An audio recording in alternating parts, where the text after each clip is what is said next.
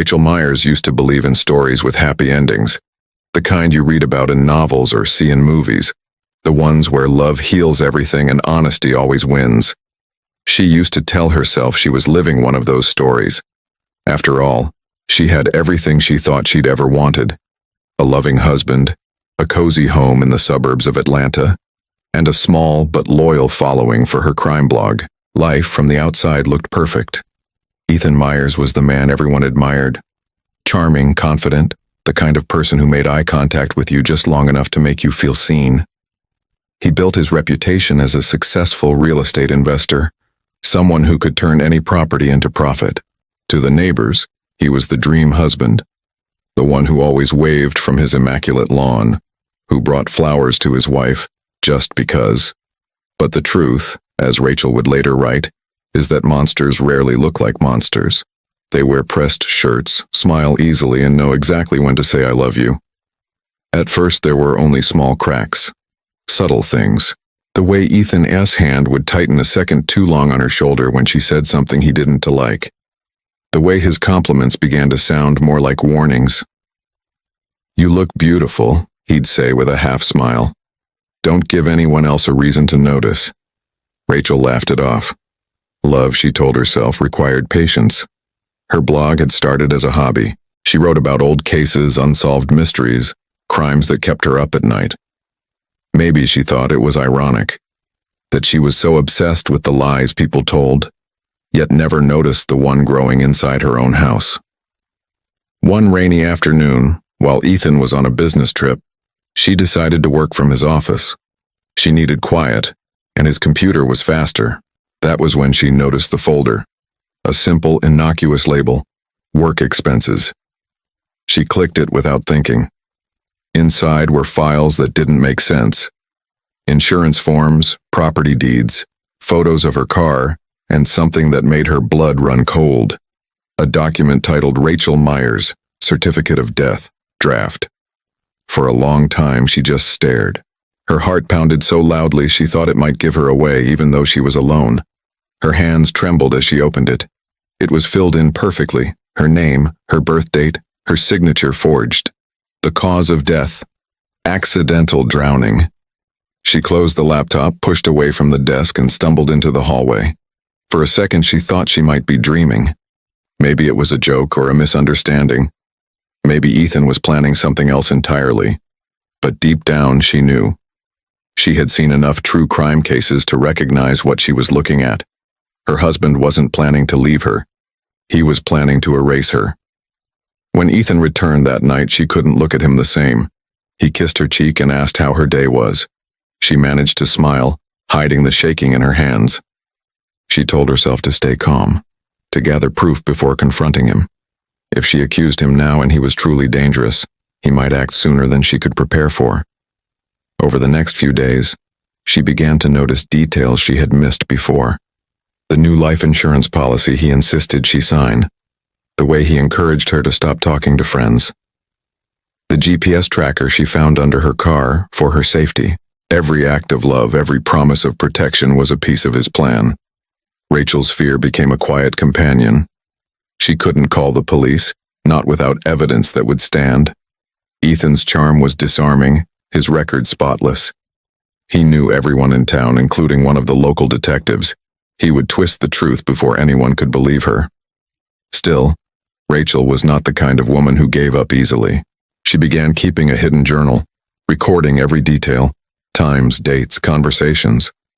She saved copies of the files she found and emailed them to a secret account. She wrote notes to herself like a reporter covering her own case. "He's preparing something, stay calm, don't let him see the fear." And yet, every night she had to lie beside him, to feel the warmth of the man she once trusted completely. She could feel him watching her, as if he already knew she had discovered something. His voice grew softer, his touch gentler, too gentle, too rehearsed. He began suggesting small trips, just the two of us, to get away from the noise of the world. One night, while he slept, Rachel crept back into his office. This time she searched deeper. Beneath the desk drawer, she found an envelope.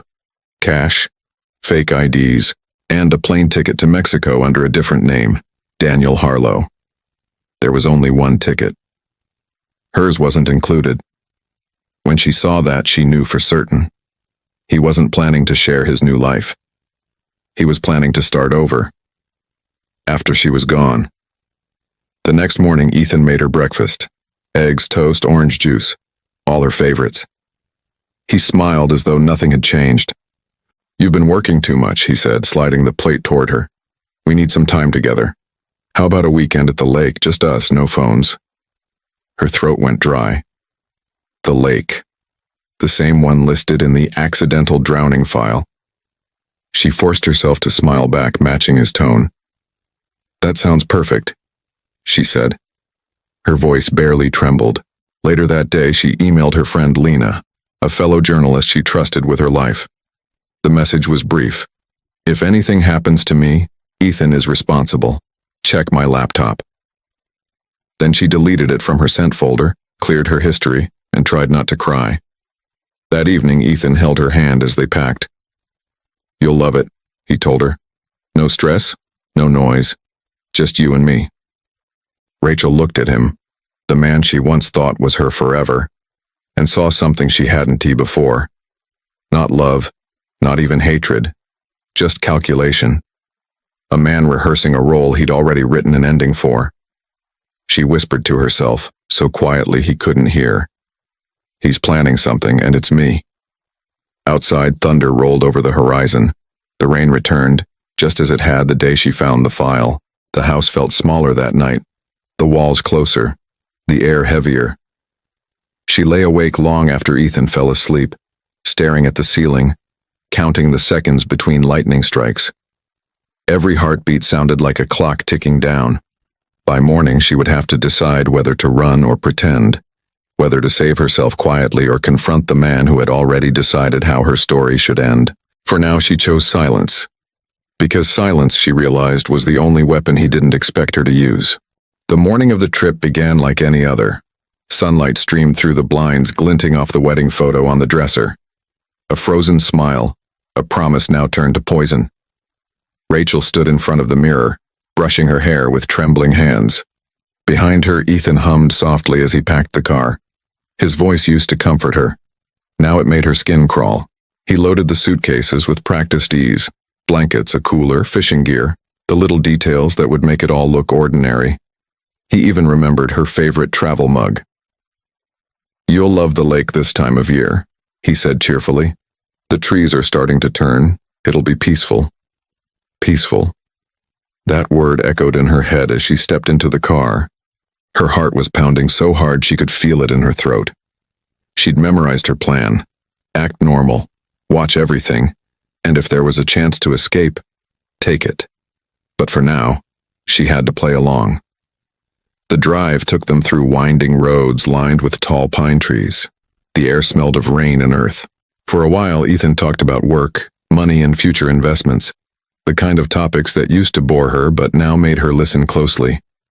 Every word felt like part of a cover story. "Once we get there," he said, glancing at her briefly, "let's forget about everything else. No phones, no stress, just us." Rachel nodded, gripping her hands in her lap to keep them from shaking. She smiled when he looked her way.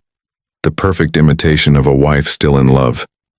Inside, she was counting the miles to the lake. When they stopped for gas, she excused herself to the restroom and sent a message to Lena, using a burner phone she'd hidden in her jacket. It was short, just one line. "He's taking me to the lake. If you don't hear from me by tomorrow, call the police." She deleted it immediately. No trace. Back in the car, Ethan reached across and touched her hand. "You're quiet today." "Just tired," she said softly. He smiled. "You've been through a lot. This trip is what we need. You'll see." The lake was beautiful when they arrived. Still water reflecting the orange evening sky. A cabin standing at the edge of the trees like something out of a postcard. The air was calm, too calm. Rachel felt the weight of it pressing on her chest. Ethan carried their bags inside. "I'll get a fire going," he said. "Why don't you open some wine?" She moved through the cabin slowly, scanning everything. The exits, the phone line, cut. the windows, locked from the outside. Her pulse quickened. When she poured the wine, she noticed the second glass had a faint residue at the bottom. White powder, barely visible. She set it aside and poured herself a fresh one from a different bottle. Ethan came back, his face glowing with the warmth of the fire. He looked at her the way he used to. Soft, familiar, dangerous. "Do you remember our first trip here?" he asked. "Of course," she said. Her voice was steady. "You taught me how to skip stones." He laughed quietly, walking closer. "You were terrible at it." They sat in silence for a moment, the flames crackling between them. For an instant she thought she saw something almost human in his eyes, sadness maybe, or guilt. But then it vanished. He lifted his glass. "To us," he said. Rachel raised hers but didn't drink. "To us," she echoed. He drank deeply, smiling. Then he leaned back in his chair, staring at the fire. "You know," he said after a long pause, "you've always been too curious for your own good." Rachel froze. "I checked my laptop," he continued calmly. "You shouldn't have done that." She set her glass down slowly. "Ethan, He stood, towering over her, his voice soft but sharp as glass.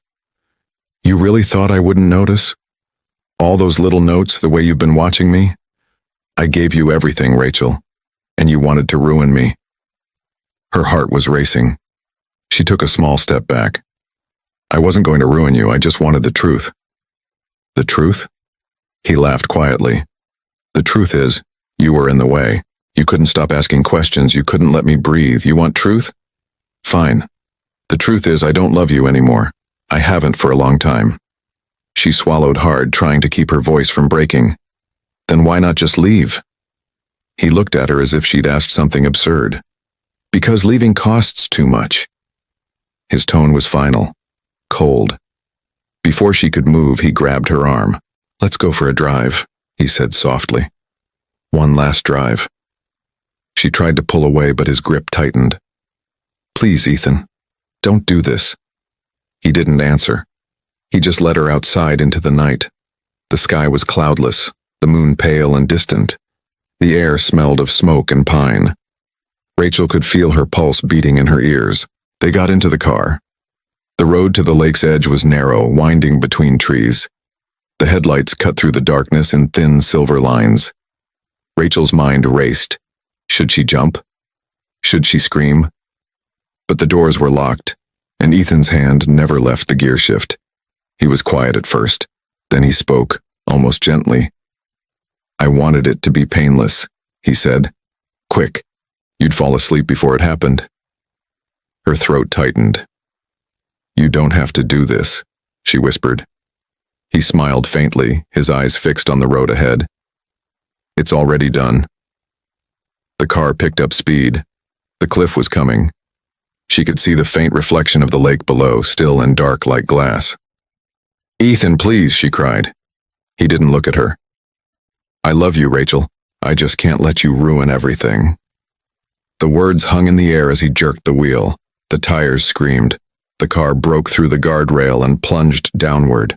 The world became a blur of sound and light, shattering glass, metal twisting, water exploding against the windshield.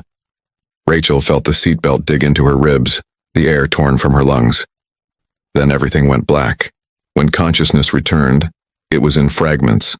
Cold, pressure, the taste of iron and blood. She opened her eyes to darkness. Water was rising fast, filling the car. Her leg throbbed with pain. The passenger window was shattered, a jagged mouth to the night. She pushed against the door, but it wouldn't budge. Her lungs burned. She turned her head and saw Ethan's shape above the waterline, standing on the cliff watching. Not moving. Just watching. That sight, his stillness, his calm, ignited something deep inside her. She unbuckled her seatbelt, ignoring the pain in her chest.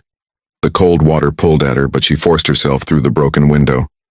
Glass sliced her arm, but she didn't stop. She kicked upward until her head broke the surface, gasping for air. The lake was silent except for the echo of crickets and her own heartbeat. Rachel crawled to the muddy shore, collapsing beneath the trees. Every breath was agony. She looked up, half expecting Ethan to come down and finish it. But he was gone. Somewhere above, she heard the faint sound of a car engine fading into the night. She lay there shivering, watching the stars blur through her tears. Somewhere in the distance, an owl called, a haunting, lonely sound that told her one simple truth. She was alive, but the world believed she was dead. Rachel clenched her fists against the wet earth and whispered to herself, "Not yet." The lake was quiet again, holding its secret beneath the surface, but for the first time Rachel wasn't afraid. She had already died once. Now she would decide what to do with the life he'd failed to steal. The forest swallowed her. Wet leaves clung to her skin as she stumbled through the darkness, barefoot and bleeding. Each step was agony, but pain meant she was still alive. The night air was sharp, biting her lungs with every breath. Somewhere behind her the lake whispered quietly, hiding the wreckage and the lie Ethan had just created. Rachel didn't stop moving until her body gave out. She collapsed against a tree, her legs screaming with pain, her arms slick with blood. For a long time she just listened, to the rustle of the trees, the rush of her heartbeat, the quiet hum of insects. It was the sound of the world still spinning, even after yours had ended. She didn't know how long she lay there before dawn began to rise. The forest turned from black to gray to pale gold. Her reflection stared back at her from a puddle of rainwater, bruised, bloodied, unrecognizable. "You're dead," she whispered to herself. The words felt strange, like a curse and a shield all at once. By the time she reached the old service road, her clothes were torn and her feet raw. A passing truck slowed when it saw her, but she ducked into the brush before the driver could stop. If anyone saw her now, Ethan would know she'd survived. She couldn't risk it. Not yet. She moved carefully, using the trees for cover, until she came across an abandoned farmhouse. Its roof half collapsed, the windows boarded. It smelled of dust and decay, but it was shelter. She dragged herself inside and found an old cot under the debris. That became her sanctuary, her hiding place, her grave, and her rebirth. For the next few days, Rachel lived on rainwater and canned food scavenged from a nearby shed. Her wounds crusted over. Her body screamed, but her mind sharpened. The fear that once froze her began to change shape. It became focus. She found a broken phone in an old drawer, stripped of its SIM card but still functional enough to access Wi-Fi when she ventured close to the edge of town. From there, she made contact with Lena using a hidden email account. "I'm alive," she wrote. "Don't tell anyone. I need your help." Hours later, Lena replied with disbelief. "Rachel, is this real? They found your car. They said you drowned." Rachel's fingers trembled as she typed back. "He did it. Ethan. I have to prove it before he finds me." From that moment, the two women became ghosts in the network. Lena sent her burner phones, cash, and food through anonymous couriers. She helped Rachel dig through public records, financial statements, and every trail Ethan left behind. Ethan, meanwhile, was living his best performance. The news headlines called it the Myers Lake tragedy, grieving husband, fatal accident. He cried on camera, thanking the community for their support. He even spoke at the memorial service, standing by the water where he had tried to kill her. Rachel watched it all on an old laptop Lena had mailed her. His voice was calm, his eyes glassy with perfect sorrow.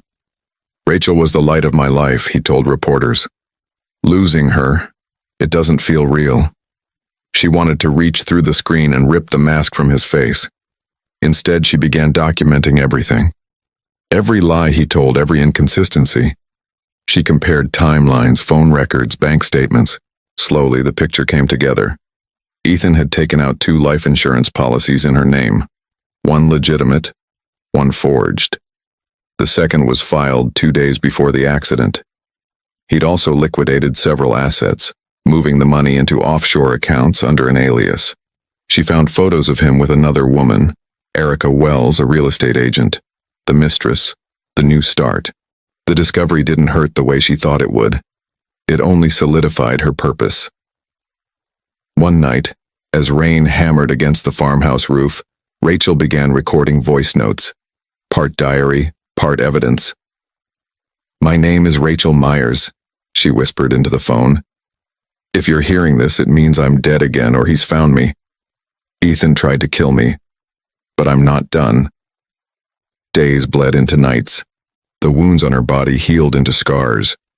She learned the rhythms of Ethan's life through social media, his gym visits, his public appearances, his lies about moving forward. Sometimes she caught glimpses of guilt in his posture, but guilt meant nothing without consequence. Then one evening, Lena sent her a message. "You're not going to believe this. He's selling the lake property." That was her chance. Rachel knew the deed documents would include the original insurance claim, proof of the accident. If she could access them, she'd have a tangible link between the staged death and Ethan's fraud.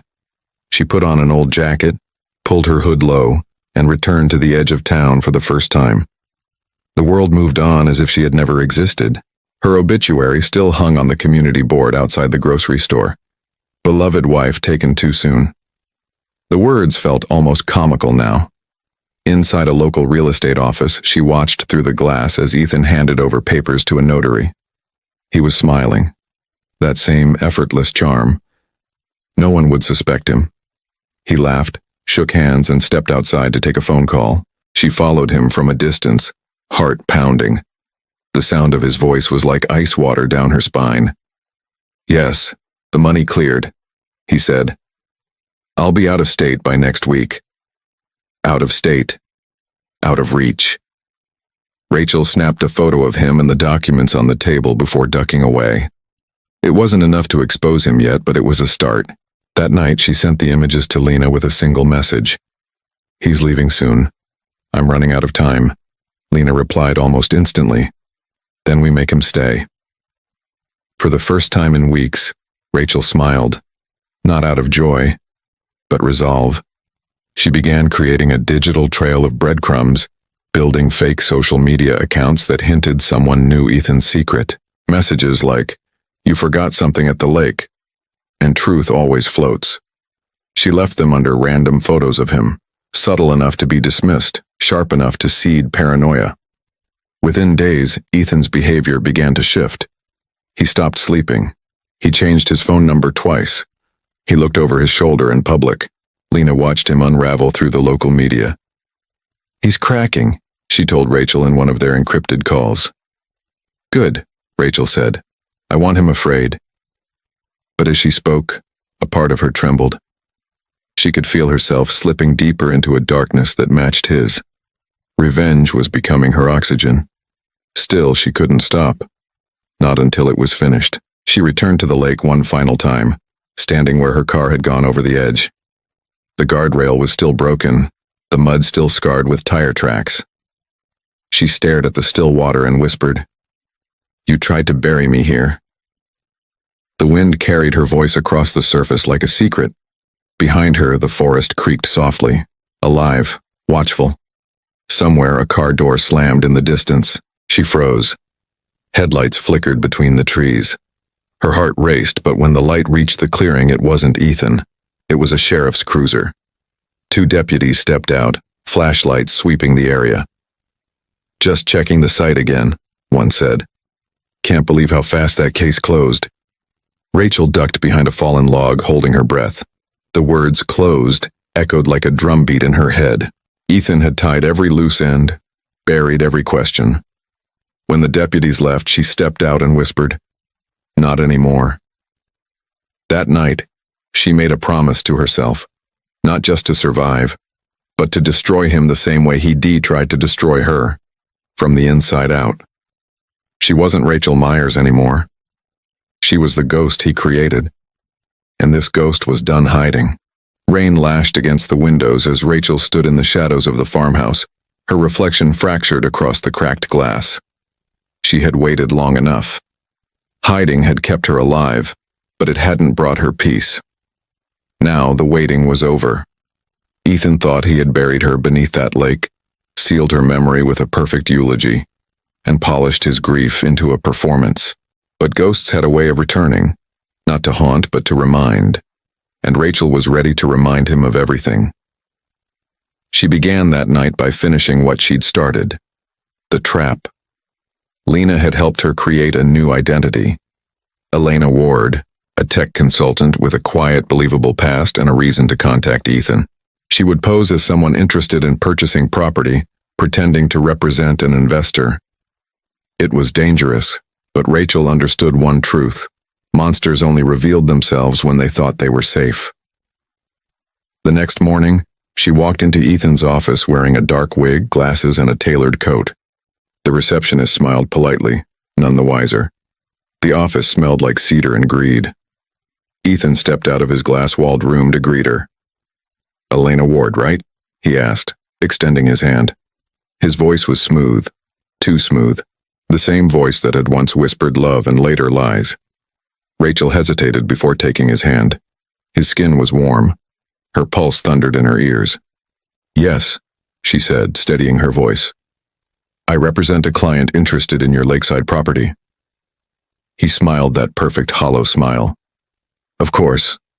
Why don't we discuss the details inside?" Inside. Just like before. She followed him into the office, the same way she had followed him into the car that night. He gestured toward the chair opposite his desk. "So," he began, leaning back casually, "your client must have quite an eye for opportunity. Not everyone wants land with history." Rachel looked up sharply. "History?" He chuckled lightly. "You know, the whole accident thing. My wife. People get superstitious about those kinds of places." Her stomach twisted, but she smiled through it. "I'm sure your wife was a wonderful woman." Ethan's eyes softened. Crocodile tears rehearsed to perfection. "She was. The best. Gone too soon." Gone too soon. The same phrase he had used at her memorial. The same performance he gave the world. Rachel's nails dug into her palm beneath the desk. She pulled a folder from her bag. Inside was a fabricated investment offer, but at the back, hidden beneath the papers, was a small recording device already running.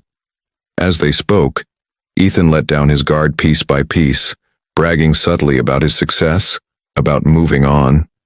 He spoke of new ventures, of letting go of the past. Each word dripped with irony. Rachel kept her tone polite, even curious, until he mentioned something that froze her blood. "You know," he said, swirling his coffee, "I almost sold that property sooner. But it took a while for the insurance to clear up. Bureaucracy, you know how it is." Rachel leaned forward. "Insurance?" He nodded, a trace of irritation in his tone. "Yeah, you'd think after a confirmed death they'd move faster, but no. Endless forms, endless proof." He smiled.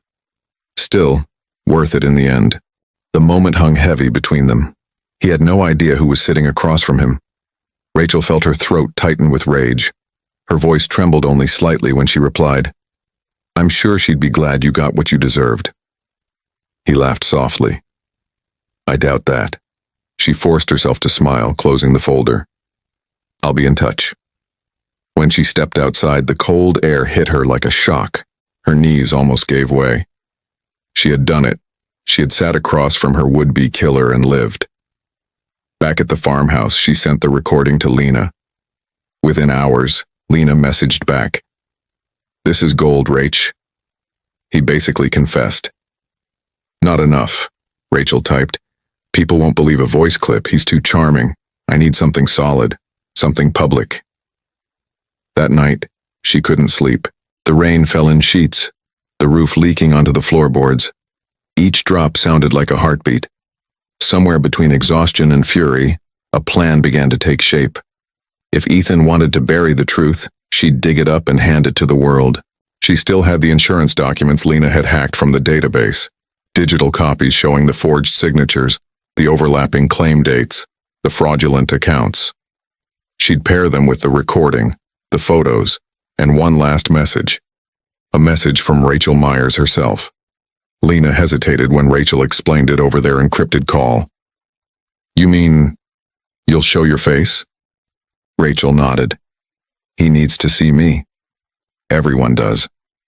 "Rach, that's dangerous if he finds you first." "He already did." Rachel interrupted softly. Once. I'm not letting him finish it this time. The following day, she filmed the message. She sat before the cracked mirror of the farmhouse, the morning light spilling across her face. Her skin was pale, her eyes fierce. A ghost, yes, but one with fire. This is Rachel Myers, she began. You've been told I'm dead. You've seen the headlines, the memorial, the tears. But the truth is, I'm very much alive. And the man who told you I wasn't is a liar and a murderer. She laid out everything. The staged accident, the life insurance fraud, the affair, the evidence. Her voice never wavered. When she finished recording, she looked directly into the camera and whispered, You can only kill someone once. After that, all you can do is watch what you created. She sent the file to Lena. Within an hour, it was scheduled to post automatically across multiple platforms, news blogs, social media, even the city's online crime forum. The timer was set for 9 a.m. At 8:30, Ethan was sitting in a cafe, sipping his morning coffee, scrolling through emails when his world began to unravel. The first notification appeared on his phone. Rachel Myers speaks. The truth behind the Myers Lake tragedy. He stared at the thumbnail. Her face. Pale. Alive. Talking. The color drained from his own. In minutes, the video was everywhere. News anchors picked it up. Reporters called it the resurrection of Rachel Myers. The evidence was damning. Recordings, documents, timestamps, all linking back to Ethan. He tried to call his lawyer, but the calls went unanswered. By noon, his office was swarmed with reporters. By evening, the police were at his door. And Rachel? She watched it all unfold from the farmhouse. Her hands shook, not from fear this time, but from release. As the sun sank below the trees, her phone buzzed. It was Lena. He's been arrested. Fraud, attempted murder. They're reopening the case. Rachel exhaled for what felt like the first time in years. She stepped outside, the air thick with the scent of wet earth and freedom. The forest no longer felt like a cage. It felt alive, whispering, breathing, forgiving. She closed her eyes and let the rain wash over her face. Somewhere in the distance, sirens wailed, growing fainter as they carried her past away. For the first time, Rachel didn't feel like a ghost. She felt real. But even as she breathed that freedom, one truth lingered. Justice had come, but at a cost. She wasn't the woman who had gone into that lake. She was something else entirely. And as she turned to leave the farmhouse behind, she whispered to herself, He tried to kill me, but instead, he made me infinite. Tomorrow would come. But tonight belonged to the ghost who refused to die. The world knew her name again. But this time Rachel Myers wasn't just a headline. She was a reckoning. It had been 3 weeks since Ethan's arrest. The footage of him being led from his glass office in handcuffs played on every major network. His perfect composure shattered at last, his eyes darting, his voice desperate. She's lying, he shouted to the cameras. She's dead. She's supposed to be dead. But the world didn't believe him anymore. Rachel watched it all from a small apartment in the city, hidden beneath her new name, Elena Ward. The blinds were drawn, the phone unplugged. Lena was the only person who knew where she was. She should have felt victorious. She had survived the impossible, exposed a killer, and reclaimed her story. But in the quiet moments when the noise faded, the silence pressed down on her like a weight. Because surviving wasn't the same as living. The nights were still haunted.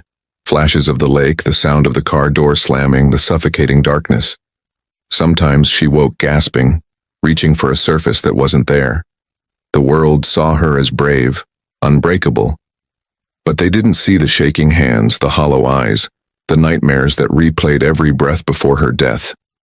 Still, Rachel had made a choice. She wouldn't stay buried, not even behind a new identity. She owed herself more than that. She owed it to every woman whose voice had been silenced by someone they trusted. Lena visited one rainy afternoon, bringing groceries and a newspaper. You made front page again, she said, dropping the paper on the table. The headline read, Rachel Myers, the woman who outsmarted her killer. Rachel smiled faintly. I never wanted to be famous. Lena shrugged. You didn't choose it, but maybe you can use it. Rachel looked at her, uncertain. Use it how? Lena's eyes softened. You've always been a storyteller, Rach. You used to write about other people's truths. Maybe it's time you told yours. That night, Rachel sat at her desk, the same way she had years ago, back when writing was just a dream, not a lifeline. She opened her laptop and stared at the blinking cursor. Then slowly she began to type. My name is Rachel Myers, and this is how I died, and how I came back. She wrote for hours, pouring out everything she had buried. The manipulation, the fear, the moment she realized the man she loved wanted her gone. Her words came raw, unfiltered, sharp as glass. Each sentence felt like tearing open an old wound, but also like cleaning it. By dawn, she had written nearly 10,000 words. Not a blog post, not an article, a confession, a survival story, the beginning of something bigger. A few days later, Lena helped her publish it under her own name. No aliases, no hiding. It went viral within hours. The internet called it the Resurrection Letter. Survivors from around the world flooded her inbox with messages of solidarity, pain, and strength. One message stood out. It was from a woman named Carla in Denver.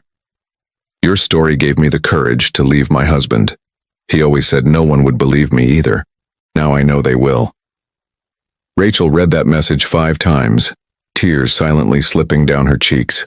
For the first time since the lake, she smiled without fear. She met with prosecutors weeks later, providing testimony that tied Ethan S. financial crimes and insurance fraud into a chain of attempted murders, not just hers.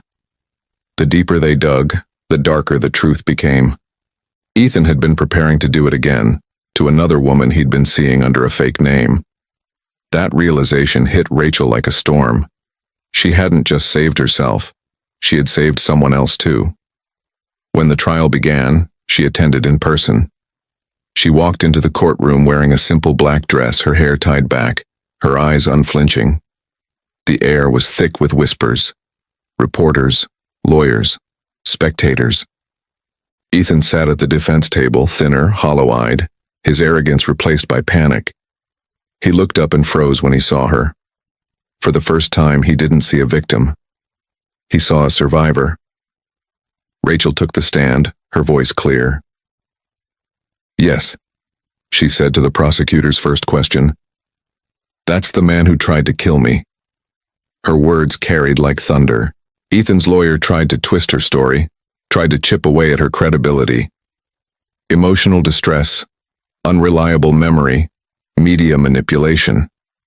But the evidence was undeniable.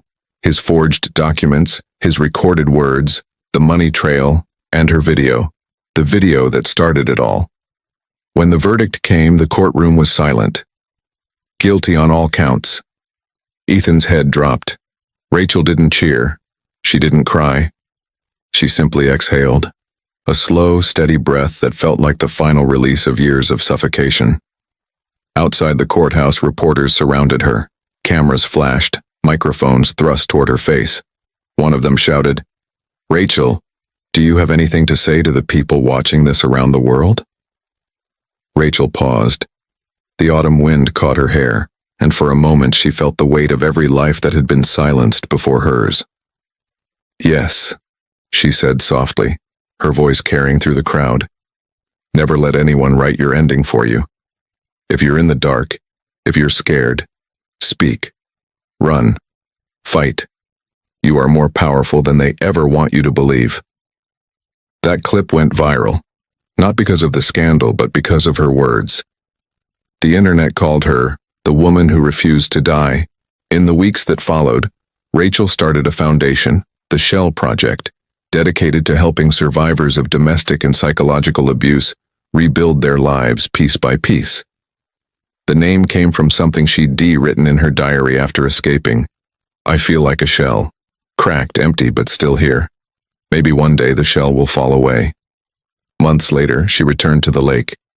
It was quiet, the water smooth and silver beneath the morning sun. She stood at the edge where he had pushed her under and let a single stone fall into the water. This is where I died, she whispered, and where I was reborn. The ripples spread outward, soft, endless, beautiful.